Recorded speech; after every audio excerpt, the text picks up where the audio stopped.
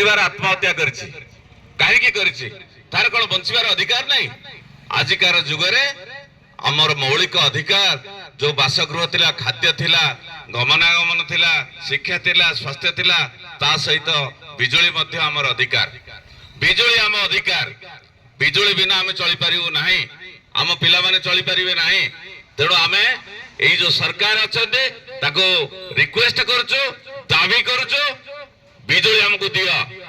तमे जो कहितला 300 यूनिट बिजुली फ्री देबो बोली, जदि ओडिसा रे बिजुली उत्पन्न होउची तमे बिक्री करछो अन्य राज्य को, आमे तार धूली धुआ खाई आमे रोगाक्रांत होउछु। हमको कहीं कि तुमे दब नहीं बिजुली फ्री दब नहीं। जब बीजेडी कहितला जे 100 यूनिट दब ताको आउटिके अधिक जाई बीजेपी कहले जे आम सरकार आसे 300 यूनिट दबु।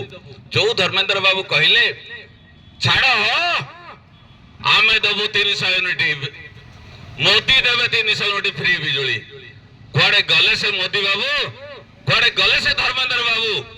ए टाटा पावर एबे शोषण करुछि।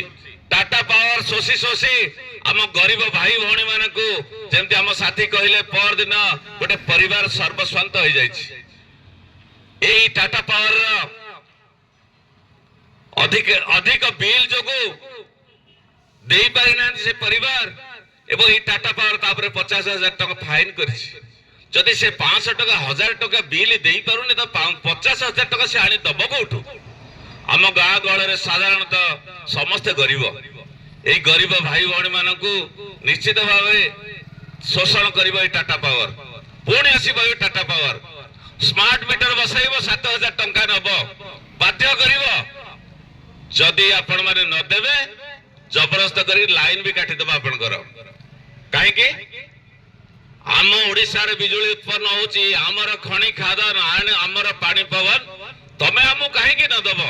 आम अधिकार बिजुली आम अधिकार। आम निश्चित भावे जोर सोर कहला स्मार्ट मीटर बंद कर। जो मीटर आमर अच्छी जेमिति चलीची सेमिति चली थाउ, किंतु स्मार्ट मीटर लगेवा ना रे 7,000 टंका तमे नब।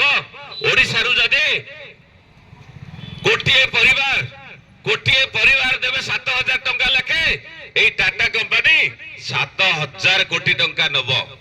आम लोक मान को दब कौन? आम पानी पवन नब, आम धूली धुआं आम बुड़बू, तमे नब लाभ खाइब।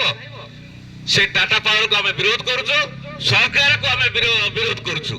तमर जो नीति अच्छी ए व्यवस्था अच्छी ताको परिवर्तन कर। आउ गोटे कथा, समानता आम शिक्षा दरकार। जो बड़ बड़ लोक अच्छा, नेता मंत्री अच्छा, विधायक अच्छा, सेमानकर पिला छुआ माने प्राइवेट स्कूल में पढ़िबे। तांको पिला मानकु प्रथम श्रेणी ठारू इंग्लिश शिखा जिवो, तांको पिला मानकु प्रथम श्रेणी कंप्यूटर शिखा जिवो। अथच हमर सरकारी स्कूल रे गत किछि वर्ष तळे किछि कंप्यूटर आस्तिला, किछि शिक्षक मानकु नियुक्ति दिया गला, किंतु गत सरकार से शिक्षक मानकु बाहर कर देला। कंप्यूटर गुडा जो थिला से खत खाई गला। अरे कंप्यूटर का बोपा पैसा रो किना हेतला, आम मानक टैक्स पैसा रो किना हेतला। काहे कि तमे ए सब अव्यवस्था करूछ, आमे ताको विरोध करूछु। जदि गरीब लोकटिए पोको सालु वालु भात रे सरकारी स्कूल जाई दे कि झोल टिके केतला अंडा झोल टिके दोछ, आमे पिला माने खाइबे, तम पिला माने खाइबे, सुषम खाद्य खाइबे, भल परिवेश रहिबे, एसी तले रहिबे। ताको स्वतंत्र भावे गोटे गोटे स्कूल करा जाउची ताको पे। आम पिला मानकु काहे कि पढ़ा जीवनी? जेतेबेले 10वीं परीक्षा दउचंती सरकारी स्कूल पिला माने पछुको रहि जाउचंती। आउ जे प्राइवेट पढौचंती जो धनिक श्रेणी रो लोक माने अछंती तांको पिला माने से जे कोनोसी परीक्षा हो से परीक्षा रे पास कर जाउछन, चाकरी करछंती।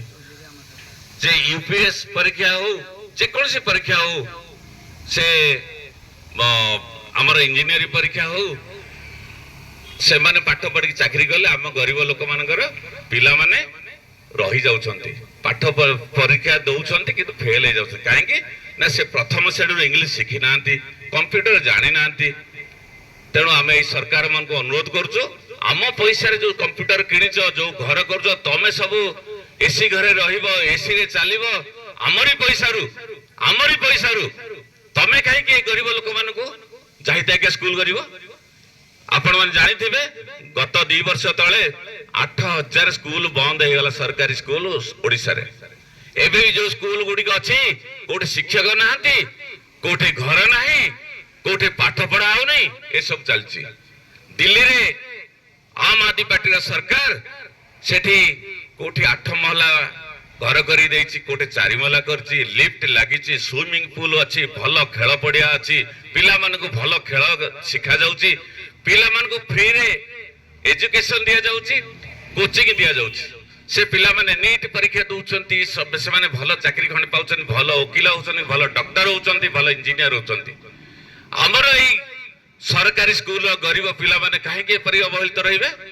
आमे चाहूछु समानता शिक्षा दरकार समानता स्वास्थ्य दरकार धनी श्रेणी लोक माने नेता माने एमाने जिबे कटक पळेबे भुवनेश्वर पळेबे बल बड़ बड़ डाक्तरखाना को जिबे दरकार पड़ले ओडिशा बाहर को भारत बाहर को से पळौछन कारण ताको पाखरे पैसा अछि आमे गरीब लोक बोले से 108 को डाकिबो ढेंकानाल जिबो ढेंकानाल वाला कहबे ना एठी हबने तमे कटक नै जा कटक रे जाई हम ए गरीब लोक माने गड़ी ट्रीटमेंट पाइबे शेषे डेड बॉडी धरिक आसु आमे कहीं आमे चाहूँ समानता आमे शिक्षार समानता दरकार स्वास्थ्य समानता दरकार आ गोटे कथा आमर जो एमपी अच्छा एमएलए अच्छा बड़ बड़ अधिकारी माने अच्छा से मासको 40,000 टंकार इलेक्ट्रिसिटी फ्री दिया जाउछि